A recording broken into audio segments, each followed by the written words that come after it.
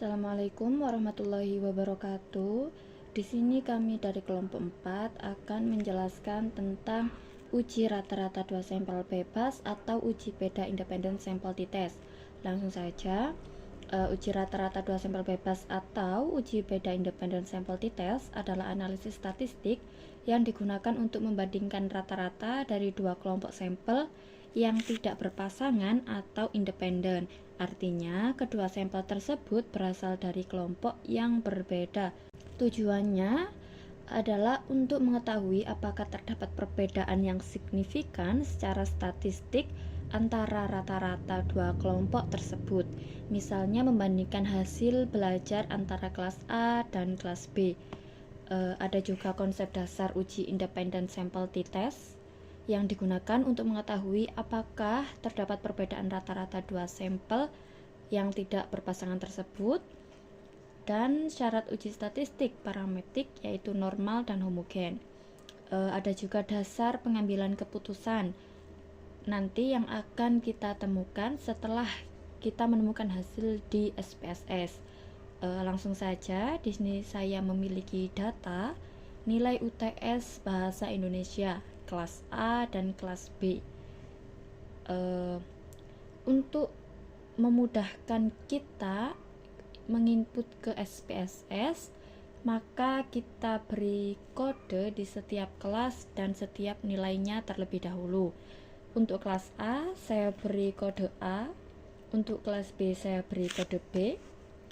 Dan untuk kelas A, saya beri untuk nilai kelas A, saya beri kode angka 1. Untuk keseluruhan nilai, kita beri angka 1.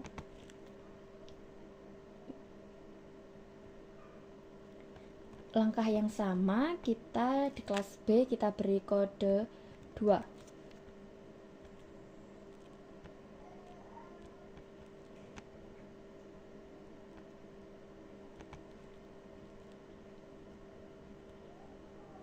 Nah, setelah sudah kita berikan kode, maka kita akan mudah memindahnya ke SPSS. Langsung saja kita ke SPSS, kita ke variable view, kemudian untuk nama yang pertama kita berikan nama hasil atau nilai, dan untuk yang kedua kita tuliskan kelas, dan untuk label yang pertama kita tuliskan nilai Bahasa Indonesia, dan untuk label yang kedua kita tulis kelas, kemudian kita ke values, dan untuk non yang kedua kita pilih, klik kanan dan muncul value. Yang pertama kita isi 1, kita beri label kelas A, kita add, kemudian value isi 2, labelnya kita beri kelas B, kita add, oke. Lalu data view. Nah, sudah muncul apa yang tadi kita kerjakan. Ada 2 kolom, nilai dan kelas. Kemudian langsung saja kita ke Excel, kita input data kelas A dan kelas B, kita blok kelas A, kita copy, kita paste di SPSS di kolom nilai. Kemudian hal yang sama untuk kelas B, kita copy, kemudian kita paste di SPSS tepat di bawahnya data nilai kelas A di nomor 31. Kita paste. Kemudian untuk kelas kita copy kode yang tadi kita buat di Excel.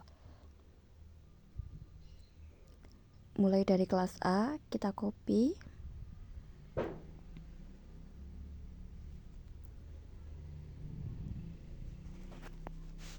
kita paste di SPSS tepat di kelas. Urutan pertama kelas A, dan selanjutnya untuk kelas B sama, kita copy lalu kita paste di SPSS tepat di bawah kode kelas A. Sudah. Setelah ini kita pencet analyze, pilih analyze, components, kemudian independent sample t-test, nilai bahasa Indonesia kita input, kelas kita input ke grouping variable, define groups, grup 1 grup 2 continue, lalu OK. Nah, sudah jadi data yang kita buat tadi independent sample t-test.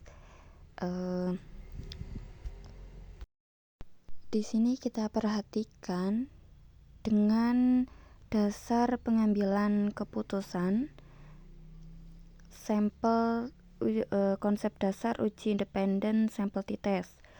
Yang pertama, jika nilai sig2 lebih kecil dari 0,05 maka terdapat perbedaan yang signifikan antara hasil belajar pada kelas A dan kelas B.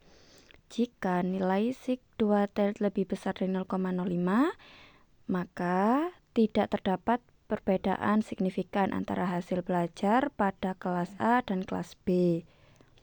Nah, kebetulan sig2 kita 0,962. Maka artinya dapat diartikan bahwa nilai sig2 kita lebih besar dari 0,05. Maka tidak terdapat perbedaan yang signifikan antara hasil belajar pada kelas A dan kelas B.